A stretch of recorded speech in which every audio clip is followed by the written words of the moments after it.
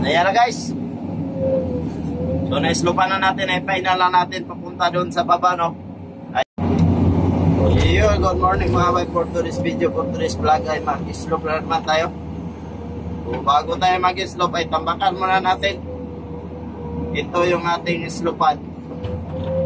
So tambakan muna natin, pataas muna natin yung tambak bago tayo pumunta sa baba para mag-slope.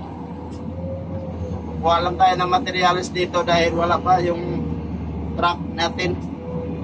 May ginagawa yung dump truck mga kabit, nagparistro. Kaya dito muna tayo kukuha para matinga na kagad, mabuhusan na para makasangga na ng baha, no? So kailangan talaga natin dito na kahit kalahati lang muna, kasi sa unahan ay nabuhusan na yung kalahating slope niya. So makaano na yan, makaharang na ng baha. So dito na naman kailangan natin slopan kaagad para baka mamayang hapon kung kakayanin ay mabuhusan na to.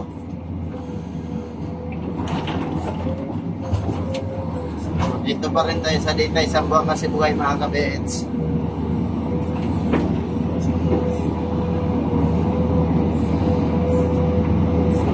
Pagkatapos ay ito naman yung ano natin, kaya pinantay natin yung ating pinuhukayan. Ganyan kita nyo na pantay para yung truck rin, pag pumasok yung truck ay hindi na mahihirapan, no? Kasi tambakan dito yung ating kinuna ng materialis, tambakan dito pataasan. Kaya dito muna tayo kukuha ng materialis para lang makapag-slope tayo kaagad dahil wala pa yung truck natin.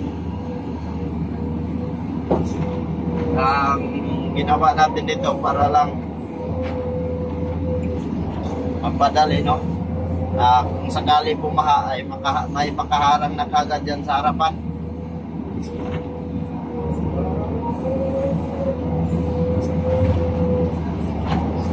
Yan mga kabits.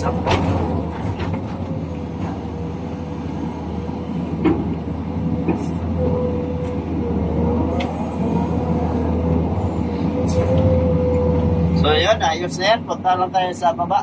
Sana hindi malalim yung ilog. Pag malalim yung ilog, magka-problema tayo. So yan ang islupan natin, yung ating tinambak papunta doon. So yan ang islupan natin mga bay. Ayan. Dito muna mga kabit. Dito na tayo sa ilog. So ayusin lang natin yung ating madadaanan dito. So dito na tayo sa baba ng ilog para mag-slope na dito mga kabit. So yung ating tinambak kanina. So tara, ayusin lang natin yung ating madadaanan na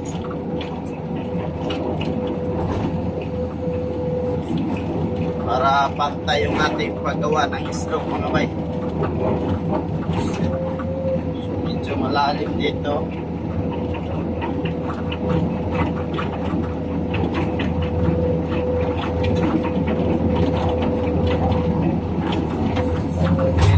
Dito na tayo. So tanggalin lang natin itong ginawa nilang brace.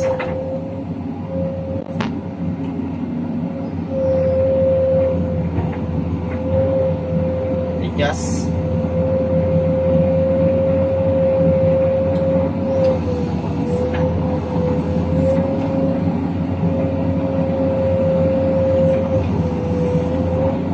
Yan, tanggalin natin ito.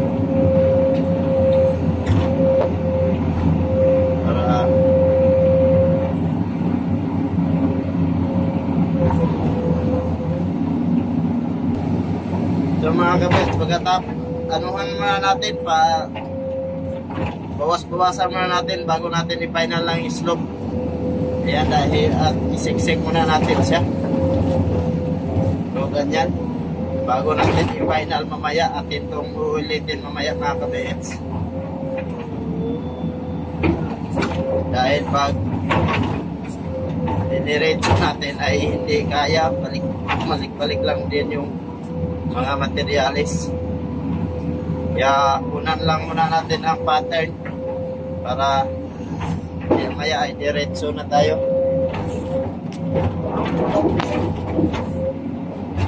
Dahil hindi kaya pag diretsuhan, no? Sa mga kaibigan natin dyan na mga veterano na, nasa kanila na rin yan kung paano sila mag-slope.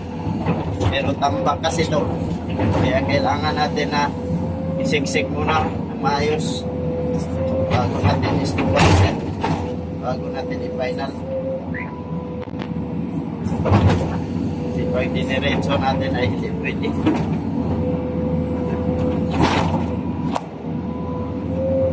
Yan, no?